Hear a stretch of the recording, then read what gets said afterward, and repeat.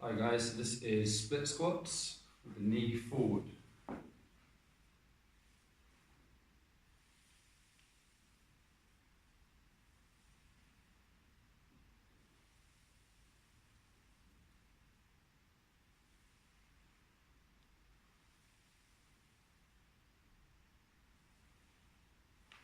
Alright guys, so that's just showing you the movement straight away so that you can see it.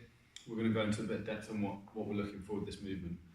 So there's a lot of variations of split squats out there, a lot of different ways of doing them. What I really like about this variation and what it's really useful for is a few things. So the first one, and the first thing that we're looking for, is that knee tracking really far over the toes, okay?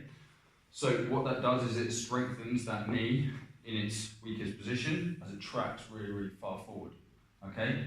So different people are going to be able to get to different places, but what you want to do is place your feet so that at the bottom of that rep, you're able to get a full range through your ankle, wherever that is for you, okay? And then we're not stepping so far that we can only get to something like that before the hip, the back hip locks us up, okay? So just a little adjustments with the foot will make a big difference on that, so you've got to have a play when you start off on this movement.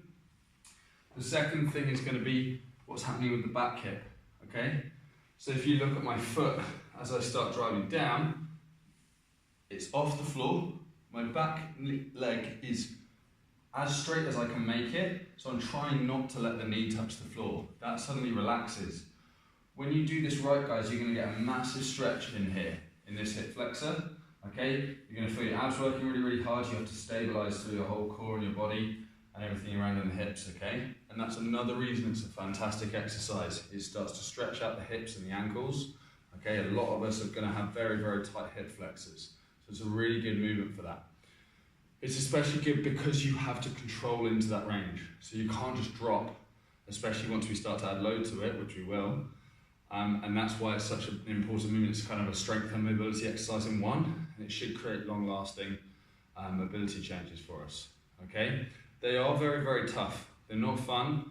And we're always going to have that pause almost certainly at the bottom. So it's going to be nice and slow on the way down. Pause for at least a second, maybe two. And then you drive that knee back up to lockout, and we stay in position. And it'll often be for quite high reps, 8s and 10s, and that'll be per side. So once I've done 8 on that side, I then switch around, I then do my other side. And you may well be like me, I'll show you from this side. This side is much tighter, this hip flexor, okay? Due to some imbalances in my pelvis. So with that, you've just got to work with it, you've got to stick with it, and keep working, and you should find you warm up over those sets. So we do want to load it up, but I would always recommend start off with a few reps with a nice long pause, unweighted with your body weight, and then if you are going to be ramping up in weight, do some warm-up sets. So a heavy weight on this, guys, is going to be like 40-50 kilos. With that in mind, when I started out doing this, I warmed up with those, and then I started my first working sets when I was doing 10s with the tech bar, so that's 8 kilos. Okay, I'm now at the point where I'm doing sets of 5 or 6 with about 45 kilos, but that's taken me a few months to get to, okay? And bear in mind that that's around when I'm back squatting sort of close to like 140 kilos.